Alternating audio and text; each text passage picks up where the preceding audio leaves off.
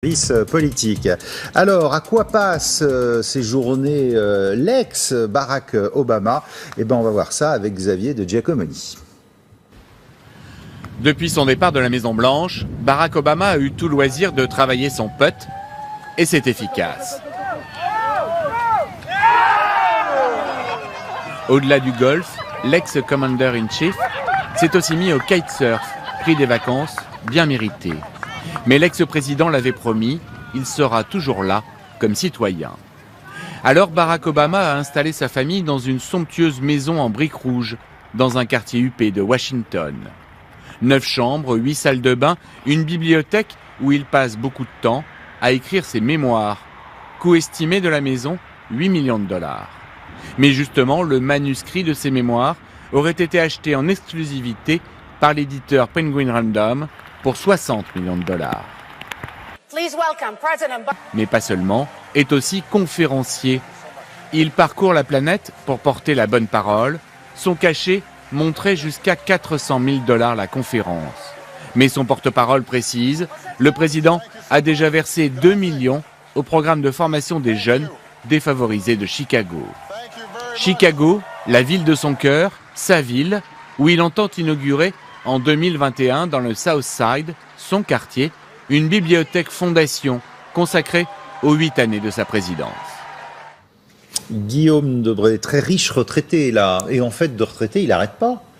Bien sûr qu'il n'arrête pas. Alors c'est sa première visite internationale. Généralement, il cantonne ses visites aux États-Unis, mais c'est quand même une visite qu'il a amené, un tour qu'il a amené de Pékin à New Delhi jusqu'à Paris. Il a vu Xi Jinping, le président chinois. Il a vu le Premier ministre indien. Et puis maintenant, eh bien, une visite privée, évidemment, à l'Élysée, avec un agenda bien rempli. C'est très important pour Barack Obama de montrer aux Américains, évidemment, qu'il est encore monétisable, j'allais dire, sur la scène internationale. Bankable, comme disent les Américains, exactement.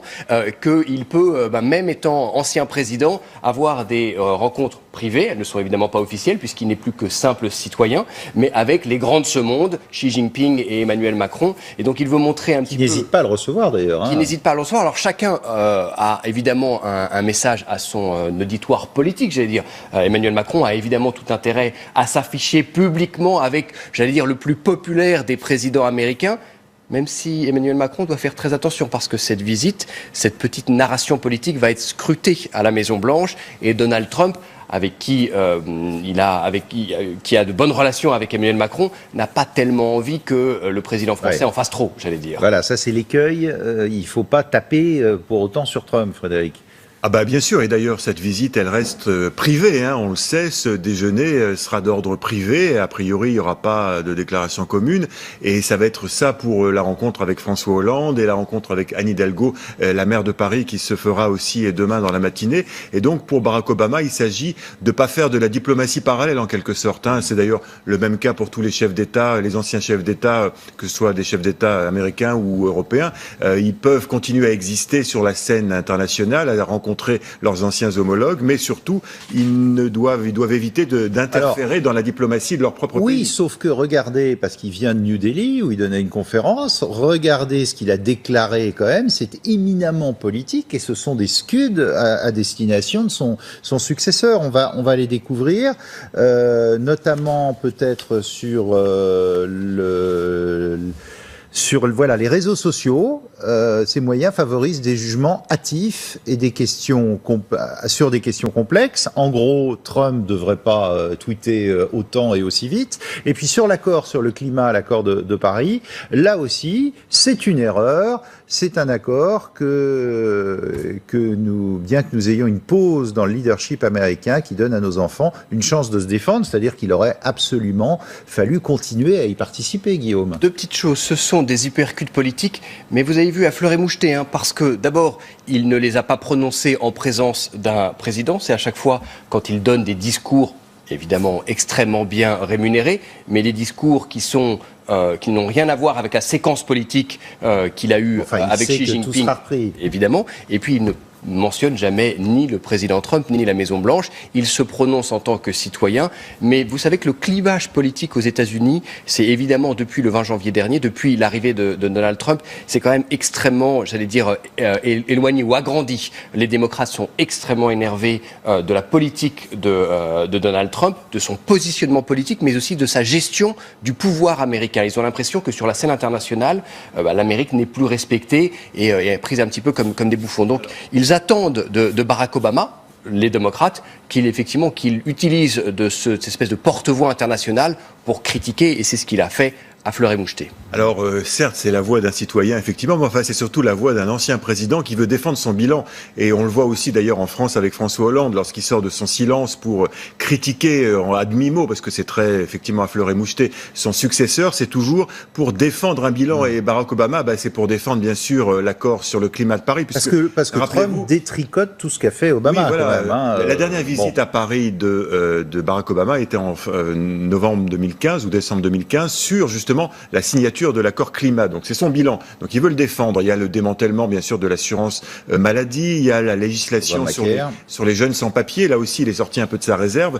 Donc tout ce que Donald Trump détricote de l'héritage Obama, lui, évidemment, le défend car c'est son bilan, c'est son image aussi.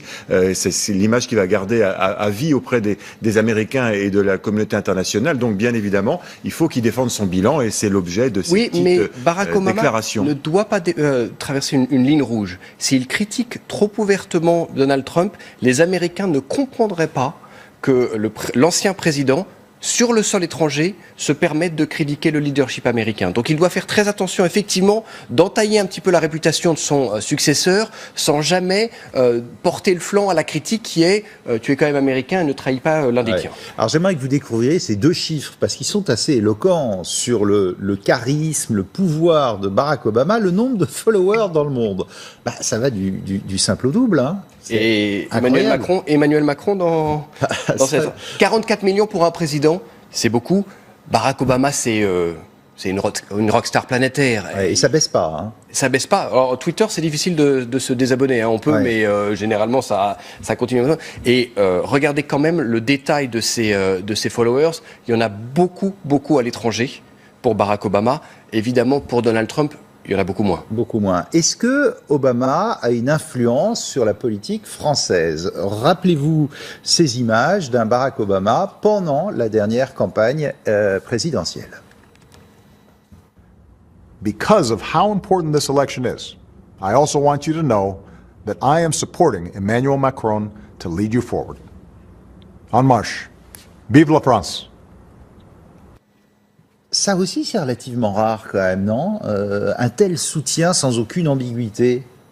C'est très rare, si ce n'est que l'adversaire politique de Emmanuel Macron à l'époque, c'était la version femme, j'allais dire, de Donald Trump. C'était Marine Le Pen, et le choix était plutôt facile, d'autant que justement, Barack Obama avait tout intérêt à ce que celui qu'on comparait, celui qu'on appelait le Obama français, accède à l'Élysée, plutôt que la version française de celui qu'il avait remplacé à la Maison-Blanche. Donc pour le coup, le calcul était assez simple, mais c'est vrai que c'était un pari risqué, et c'est rare pour un ancien président de s'immiscer dans la présidence française. Oui, c'est un pari relativement risqué, parce que au moment où Barack Obama a fait cette déclaration, il est à peu près acquis que Emmanuel Macron pouvait accéder à l'Élysée. En tout cas, ce qu'il faut noter, c'est que les deux hommes ne se sont pas rencontrés. Il y a eu un entretien téléphonique pendant la campagne, un peu avant cette déclaration de Barack Obama, mais les deux hommes ne se sont pas rencontrés physiquement. Alors, c'est vrai que Barack Obama a beaucoup influencé, pas forcément, alors la politique aujourd'hui d'Emmanuel Macron peut-être un peu, mais en tout cas, quand on le voit signer, par exemple, les décrets d'application de ces lois, flanqué ça rappelle du Premier ministre ou de Castaner, ça rappelle les présidents américains, mais pas seulement Barack Obama, c'est aussi Donald Trump qui utilise cette formule. Donc ça, c'est un peu à l'américaine, mais plus dans la campagne d'Emmanuel Macron, notamment la mise en place de ce mouvement En Marche, c'était très calqué sur le modèle de Obama for America, cette espèce de grand mouvement de citoyens parallèle au parti traditionnel. Totalement parallèle au parti traditionnel. Alors qui dépassait les partis traditionnels. Est-ce que c'est du copier-coller entre Emmanuel Macron et Barack Obama? On va voir ça avec lui, Olivier. Tout ou presque est affaire de symboles et d'images. Et ce n'est certainement pas le trentenaire qui gravit 4 à 4 les marches de l'Élysée qui dira le contraire. Lorsque l'un profite de la candidature de Paris pour les Jeux Olympiques pour muscler son crochet ou son uppercut devant les caméras, on ne peut s'empêcher de penser aux innombrables parties de basket de l'ex-président américain. Dynamisme, séduction, jeunesse et un mot qui écorche les oreilles des anciens spécialistes de la communication, le buzz, qui naturellement passe par les réseaux sociaux. Record de vues à l'époque pour ce tweet de Barack Obama, réélu en 2012, enlacé avec sa femme Michelle. Succès d'Emmanuel Macron pour celui-ci, opération de séduction environnementale avec Arnold Schwarzenegger. Macron, we are talking about the environmental issues and the green future. So now we will deliver together to make the planet great again. En apparence que de petites choses, mais qui ont révolutionné la fonction présidentielle, en contournant notamment les médias traditionnels. Mais attention, le président français entend bien avoir son propre style, y compris dans sa façon de dialoguer à l'international. Un style direct et musclé, qui a souvent manqué à Barack Obama. Alors, Macron fait du Obama ? Moi, je vois deux parallèles et deux similitudes, une sur le fond, une sur la forme. C'est vrai que son positionnement politique fait écho à celui d'Obama, où il a voulu dépasser les clivages partisans et de se mettre justement rassemblé à droite ou à gauche. Sauf qu'aux États-Unis, il avait quand même besoin du Parti démocrate. Bien sûr, il a été élu, mais c'était ce qu'on appelle une campagne insurrectionnelle face à la figure de l'establishment démocrate, qui était Hillary Clinton. Celle qui devait être adoubée par le parti, celle qui avait tout l'establishment du parti. C'était Hillary Clinton, c'était pas le sénateur de l'Illinois qui avait été élu 4 ans plus tôt et que personne ne connaissait et dont personne ne pensait qu'il pouvait un jour accéder à la Maison-Blanche, en tout cas si vite. Donc il y avait parallèle avec Macron, évidemment. Il y a évidemment un parallèle puisque la figure de l'establishment socialiste, j'allais dire, c'était plutôt François Hollande. Il s'est pas présenté, c'est comme ça. C'est le premier parallèle. Donc il a voulu se présenter comme étant au-dessus des partis. L'autre parallèle politique, et qui est, à mon sens, plus inquiétant, c'est évidemment la capacité qu'a eu Barack Obama pendant ces 8 années à la Maison-Blanche de séduire l'électorat populaire, de s'exprimer à l'électorat populaire, de parler, de connecter avec l'électorat populaire, a été un vrai écueil pendant sa présidence. Il a été incapable d'élargir son socle sociologique, j'allais dire, et de parler aux reclassés ou aux déclassés de la société américaine, à ceux qui ont bu la tasse ou qui se retrouvaient sous l'eau après la crise financière, à ceux qui ont été victimes de la paupérisation économique. Donc c'est le président des riches ?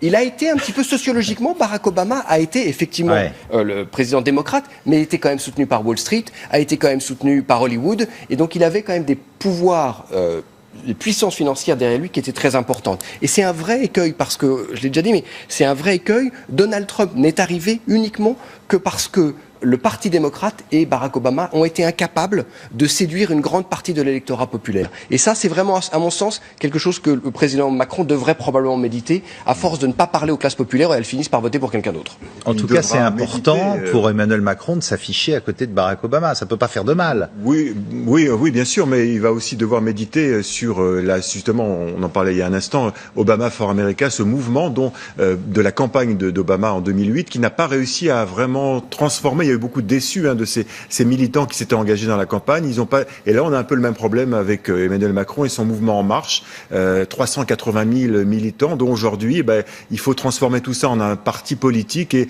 c'est un petit peu compliqué. Donc, il y a une sorte de parallèle, effectivement, entre les deux campagnes électorales et la suite des campagnes électorales. Après, sur la présidence elle-même, effectivement, dans le style, Emmanuel Macron s'inspire visiblement de Barack Obama sur une certaine façon très détendue d'exercer le pouvoir, mais les deux fonctionnements des pays sont tellement différents, on peut quand même dire que d'une certaine façon, le président français, quand il dispose d'une majorité aussi forte que celle d'Emmanuel Macron, a plus de pouvoir que le président américain, qui a quand même beaucoup plus de contre-pouvoir, en tout cas dans la deuxième partie du mandat de Barack Obama. Mais et donc c'est pas c'est pas le même fonctionnement des institutions. Il y a une grosse différence entre les deux pays. La grande force de Barack Obama, ça a été pendant ces 8 années de faire oublier aux électeurs et aux citoyens du monde que fondamentalement Barack Obama était un homme politique.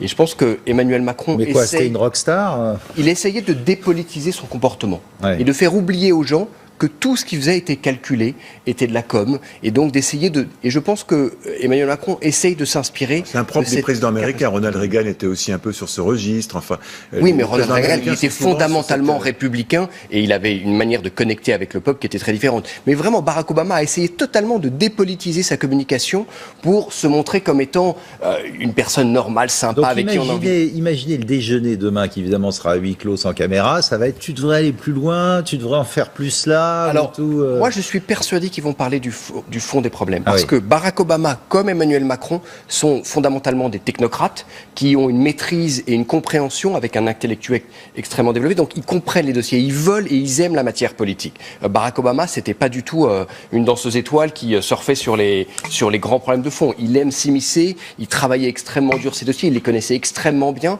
Et Emmanuel Macron, à cet égard, est assez similaire. Donc ils ont quand même tous les deux une culture technocratique qui en fait d'eux. Donc mais des super communicants quand même au-dessus. Et des super communicants. Alors, ils vont quand même sans doute parler beaucoup de l'accord sur le climat, parce que je pense que c'est une des grosses préoccupations de Barack Obama et d'Emmanuel Macron. Donc au moins c'est un point commun de la discussion du déjeuner. Il y en a un autre qui est ravi de rencontrer Emmanuel Macron, c'est François Hollande. Ben oui, puisque normalement Barack Obama vient le voir. Écoutez-le.